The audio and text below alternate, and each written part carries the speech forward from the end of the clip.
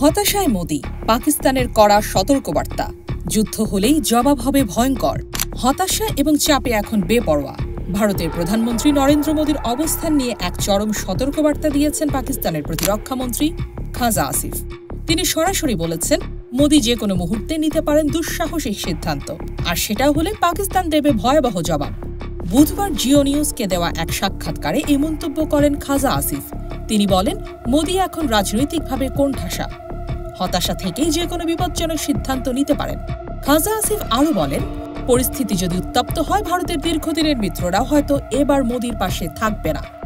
এমন মন্তব্য রীতিমতো নাড়িয়ে দিয়েছে কূটনৈতিক মহলকে। সাক্ষাৎকারে খাজা আসিফ দাবি করেন, এই চলমান সংঘাতে পাকিস্তান ইতোমধ্যে ভূপাতিত করেছে 5টি ভারতীয় যুদ্ধবিমান এবং 77টি ইসরায়েলি ড্রোন।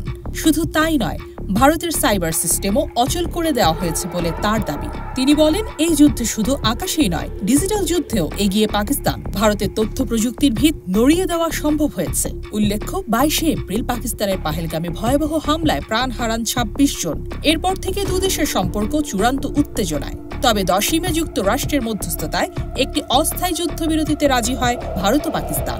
এ বিষয়ে খাজা আসিফ স্পষ্ট বলেন, কোনো আন্তর্জাতিক চাপ নয়, বরং যুক্তরাষ্ট্র সহ কিছু মিত্র রাষ্ট্রের সমর্থনেই এই বিরতিতে এসেছে পাকিস্তান।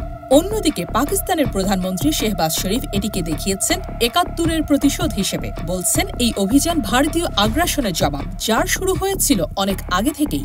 মোদি কি তার হতাশা থেকে নিতে চলেছেন আরেকটি দুঃসাহসিক পদক্ষেপ? পাকিস্তান কি এবার সত্যিই ভয়ঙ্কর প্রতিক্রিয়ার জন্য প্রস্তুত, নাকি এই যুদ্ধ বন্ধই থেকে যাবে কথার মধ্যে? উত্তর লুকিয়ে আছে পরবর্তী কৌশলে। কমেন্টে জানান আপনার মতামত। আপনি কি ভাবছেন?